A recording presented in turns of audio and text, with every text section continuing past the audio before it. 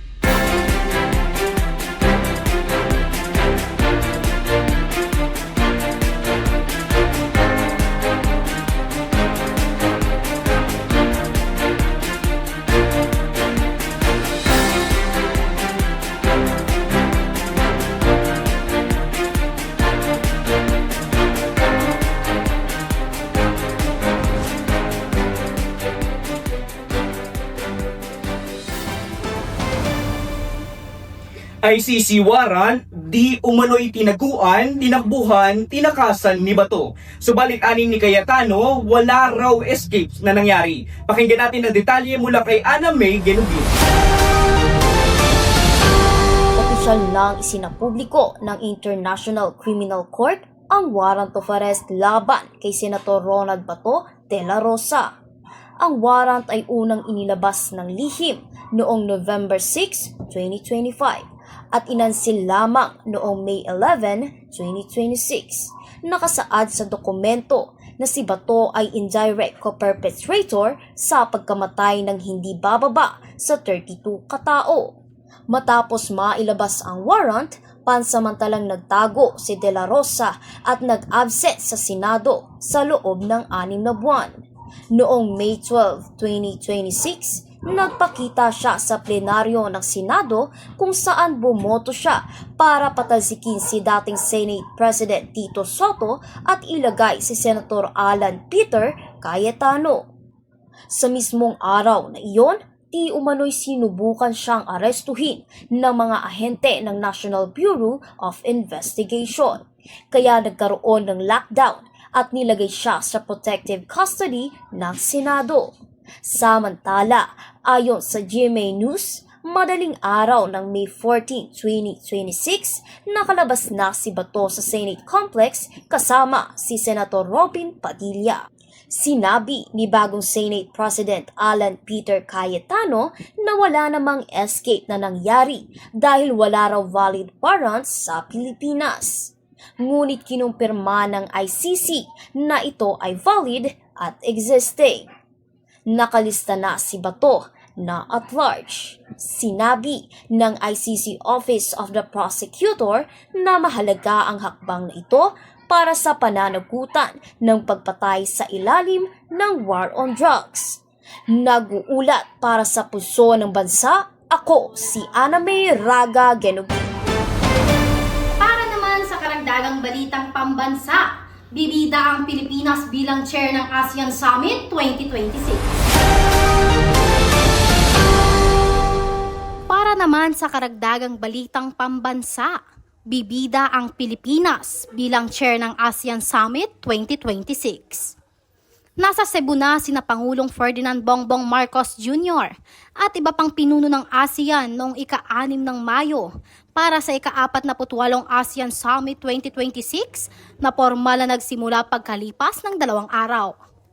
Ngayong taon, pinamumunuan ng Pilipinas ang samahan sa ilalim ng temang Navigating Our Future Together. Layunin netong gabayan ang rehiyon tungo sa isang mapayapa, maunlad at tao-sentrikong kinabukasan. Sa kanyang opisyal na mensahe, binigyang diin ni Pangulong Marcos ang mga pangunahing priority ng summit, ang kapayapaan at seguridad, prosperity corridors, at pagpapalakas sa kapakanan ng mga mamamayan.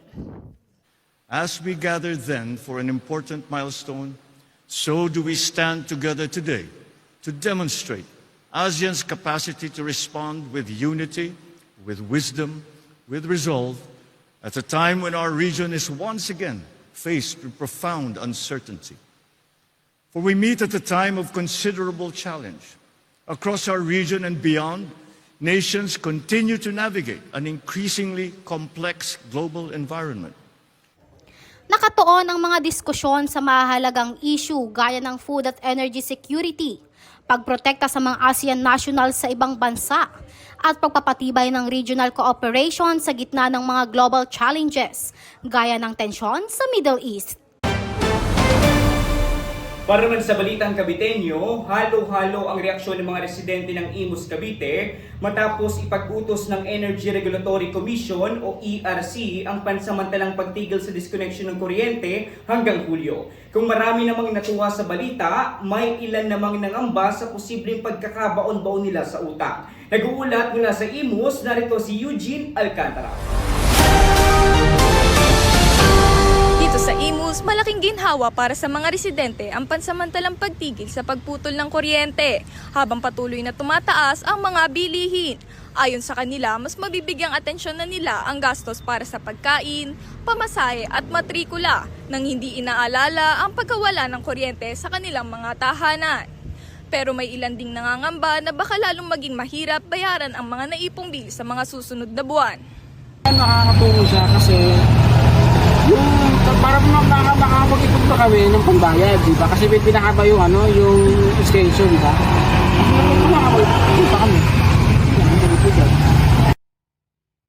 Umaasa ang mga residente na magbibigay ito ng sapat na panahon para makabangon sa kanilang pinansyal na katayuan. Kasabay nito ang pananawagan para sa pangmatagalang solusyon sa mataas na singil na kuryente. Ayon sa mga otoridad, ang kautosang ito ay bahagi ng tugon ng gobyerno sa enerhiya dahil sa tensyon sa Middle East na patuloy na nagpapataas sa presyo ng langis na nakakaapekto sa supply ng kuryente sa bansa. Mula sa Imus, Cavite, ako si Eugene Alcantara. Nagbabalita. Sumiklab ang isang sunog sa residential area sa Japan Street, Barangay Manggahan, Lawin, Binakayan, Kawit, Cavite noong ika-6 ng Mayo. Umabot sa ikalawang alarma ang insidente kaya agad na rumisponde ang mga bumbero para kontrolin ang apoy. Para sa detalye, narito si Christine Jimenez. Tinupok ng apoy ang ilang kabahayan dito sa Binakayan matapos sumiklab ang sunog sa isang residential area.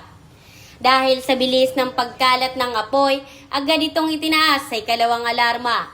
Kaya nadagdagan mga fire trucks at bumberong rumisponde sa lugar.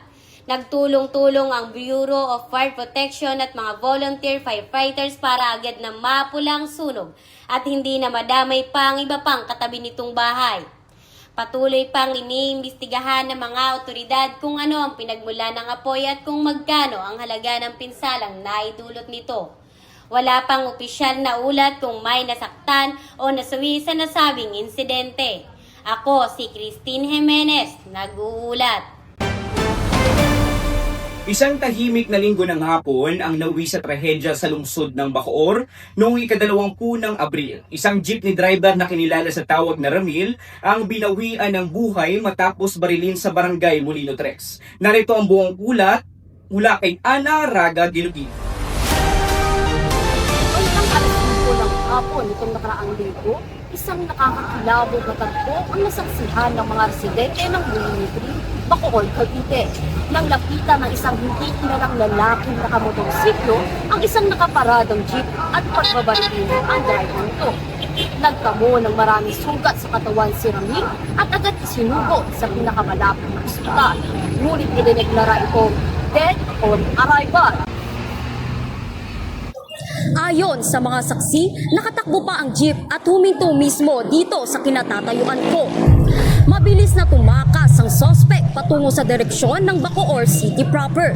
Sa kasalukuyan, hindi pa nadadakip ang salarin at patuloy pang inaalam ang motibo sa pagpaslang. Sinusuri na ng mga investigador ang mga CCTV footage at patuloy na kumakalap ng mga pahayag mula sa mga saksi para matukoy ang pagkakakilanlan ng gunman.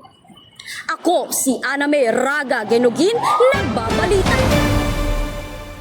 Hindi nagpatinag sa init ng panahon ng ating mga kababayan para ipagdiwang ang kanilang taunang pista. Dala ang makulay na tradisyon at masiglang karakol, nagkaisa ang komunidad sa pagpapasalamat at pagbubuklod-buklod. Para sa buong detalye, narito ang ating community news beat reporter na si Mary Quinto. Narito tayo ngayon sa Malagasang 1A Imus, Cavite, kung saan ipinagdiriwang ng mga residente ang kanilang taunang pista ngayong 15 ng Mayo. Hitikan ng mga lugar sa mga pagtitipon at makulay na prosesyon. Ngayong hapon, marami residente ang nakaisa sa tradisyonal na karakol habang sumasayaw sa kalsada. Nagbigay buhay sa selebrasyon ang masiglang musika, mga dekorasyon at aktibong paglahok ng komunidad. Ayon sa mga residente, ang pista ay nagsisilbing daan para magkaisa at magkasama-sama ang lahat sa gitna ng mga hamon ng buhay. Kadalasan po sa piyesta po dito sa Malagasang, syempre unang-una po hindi po mawawala yung paghahanda po ng mga pagkain at saka rin po yung pagkakaroon ng salo-salo sa hapagkainan. Syempre pagkatapos po ng salo-salo sa hapagkainan, manonood ng karakol sa hapon, tas sa gabi naman po, yung tinatawag po na prosesyon naman po, yung mga sapuon naman po. At hindi din po mawawala sa tradisyon namin tuwing piyesta yung pamimili ng mga sisiw at isda po. Sa pamagitan ng karakol at handaan, nananatiling buhay ang tradisyon at pagkakaisa ng komunidad. Ako si Joyce Ginto, bumabati ng Happy Fiesta! Magbabalik ang Campus Pulso para sa mga karagdagang balita. CVSU ay sinagawa na ang U-Games. Mga bigating speaker inaniyayahan sa Journal ng CBSU Imus. La Union, wagi sa Miss Universe Philippines. Ilang Gamaliel Stars nagbigay ng mensahe ngayong Mother's Day. At Dalasal Lady Spikers, nakamit ang kanilang ika-13 UAAP title. Sa pagpasok na matinding init ngayong Mayo, tumataas din ang bilang ng mga insidente ng sunog sa iba't ibang bahagi ng Cavite. Sa bawat sunog na nangyayari, hindi lang ari-arian ang nawawala, kundi pati rin ang seguridad ng ating mga mahal sa buhay. Sa panahong ito, crucial ang ating pagkakaisa at pag-iingat. Pagsuri sa kuryente, siguraduhin hindi overloaded ang mga outlet at walang sirang kable sa loob ng bahay. Alerto sa kusina, huwag iwan ang niluluto o anumang bagay na maaaring pagmulan ng apoy. Pagpapanatili ng kalinisan, alisin ang mga gamit na madaling mag-apoy sa mga lugar na may init o siksikan. Ang payong to ay mula sa Bureau of Fire Protection, hatid sa inyo ng Campus Pulso. At kami ay nagbabalik. Para naman sa balitang campus, dito sa CBSU, sinimulan na ang pinakahihintay na University Games. Pakinggan natin ang tampok na balita mula kay Ana Pelola. Formal nang nagkikas ang University Games ngayong ika-11 ng Mayo, na kung saan ay nagtitipon-tipon ng mga estudyanteng atleta mula sa iba't ibang sangay ng Cavite State University dito sa CBSU Main Campus, Indan, Cavite. Layunin ng kompetisyon ito na patatagin ang pagkakaisa at sportsmanship sa pagitan ng mga kolehiyo at satellite campuses. Kabilang sa mga inaabang laro ang basketball, volleyball at track and field. May kita ang determinasyon sa bawat atleta na maibigay ang karangalan para sa kani-kanilang campus. Kasabay din ng U-Games ang Culture of Arts and Festival kung saan itatanghal ang mga kompetisyon katulad ng visual arts, performing arts at festival King and Queen. Kitang-kita ang imitang suporta dito sa main campus na SDIA. Kahit na mainit ang panahon ay hindi nagpapatilag ang mga kapsuwenyo upang pumunta sa indang para i-cheer ang kanilang mga pambato. Para naman sa karagdagang balita dito sa Cavite State University Imus Campus, ginanap ang Journalism Seminar 2026 na may temang In Frame, Bridging the Gap from Facts to Frame. Pakinggan natin ang balita mula kay Jana Mirabals. Kasalukuyang ginaganap ang In-Frame Journalism Seminar 2026 dito sa Cavite State University Imus Campus Gymnasium ngayong Sabado, 16 ng Mayo na pinangunahan ng mga 4th year Bachelor of Arts in Journalism students. Ang mga pangunahing tagapagsalita ay kasama sa mga kilalang institusyon ng media dito sa Pilipinas, katulad ni Bam Alegre ng GMA News, Anjo Bagawisa ng ABS-CBN News at Ian Suyu ng TV5 Network. Goal namin ni Faith and hindi namin inakala na makukuha namin yung Big 3 na sa GMA, na sa ABS, and na sa TV5. Doon pa lang thankful na kami kaya feeling namin na-reach na namin yung goal namin. Pero bago kami makarating sa goal na yon, naranasan namin lahat ng iyak, ng breakdown, ng pagod. And right now, very worth it na na-reach na namin at natapos sa journalism seminar. Ang goal talaga namin ay mapagod na maging masaya din at the same time.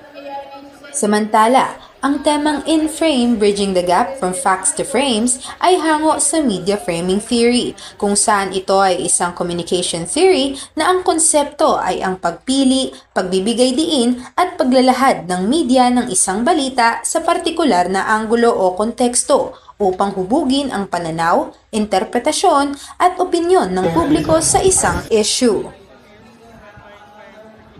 Actually, pinagsama-samang idea na to, and of course, we want to actually let our students, the BA in journalism student from first year up to fourth year na graduating, for them to understand what really is framing is, okay? Kung para maintindihan kung paano, para saan ba yung media na ginagalawan natin, para saan ba yung mga information na kinukonsume natin from the media itself, whether it's alternative media or into the new media na tinatawag natin, which are the social media platforms or in the internet world. Ako si Jana Mirabales, nakatutok. Para naman sa balitang showbiz, pakinggan natin ang mga tampok na showbiz happenings mula kay Kimberly Osora.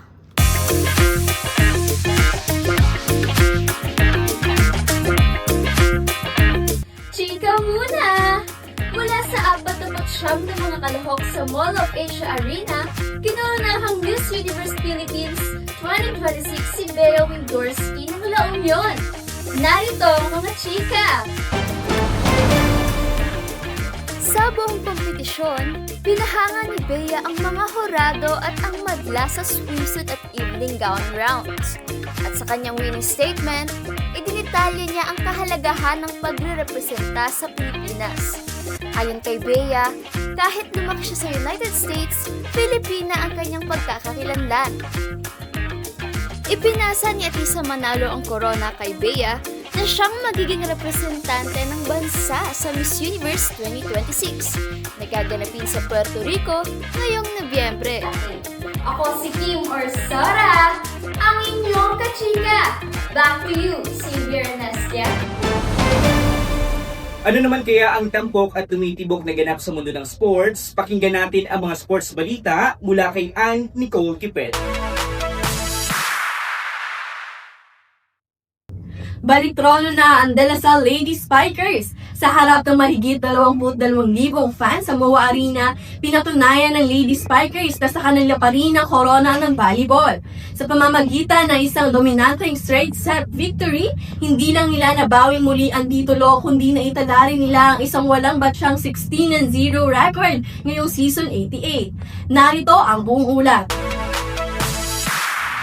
Hindi nag-iwan ng anuman duda ang De La Salle Lady Spikers matapos nilang patalikuri ng National University sa Game 2 ng Finals, 25-22, 25-16 at 25-16.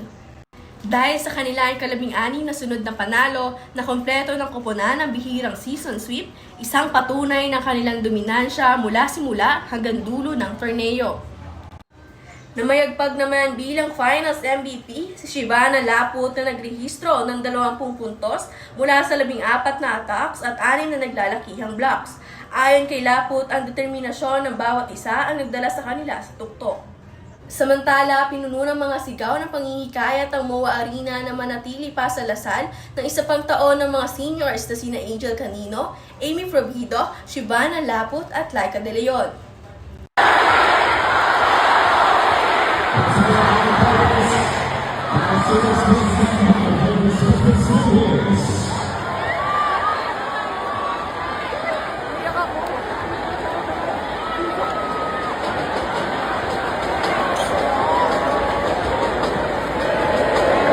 Nabigo naman ng annual Lady Bulldogs na depensahan ng kanilang korona sa kabila ng pagpupumiglas ni Vange Alinsud. Sa pagtatapos ng season, muling nagliwanag ang kulay berde sa UAAP volleyball scene. Muli ako si Anicol Kiped at yan ang Sports Balita. Maayos na balita para sa mga kababayan nating nagbabantay sa bagyong Kaloy. Ayon sa Pag-asa, patuloy na humihina ang nasabing bagyo dahil sa mga environmental factors at posible pa itong mag-downgrade bilang isang low pressure area o LPA. Narito ang detalye mula sa ating weatherman na si Chris Labalan.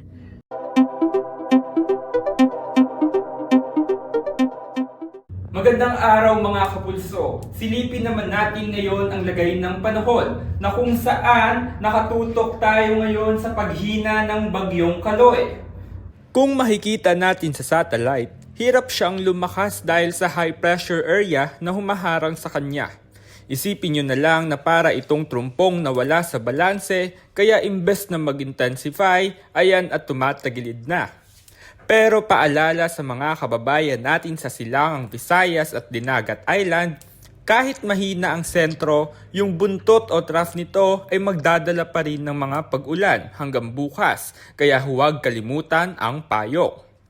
Para naman sa mga nasa Albay at paligid ng Mayon, maganda ang gising dahil partly cloudy tayo. Pero maghanda pa rin sa mga biglaang buhos ng ulan mamayang hapon o gabi. Ako si Chris Labalan, laging nating tandaan, ang panahon pabago-bago pero ang ating pag-iingat dapat ay sigurado. At yan ang tampok at tumitibok na balita. Ako, si Nestia Medina. At ako naman si Xavier Perez. Nagbabalita para sa madla. Ito ang Campus Pulso.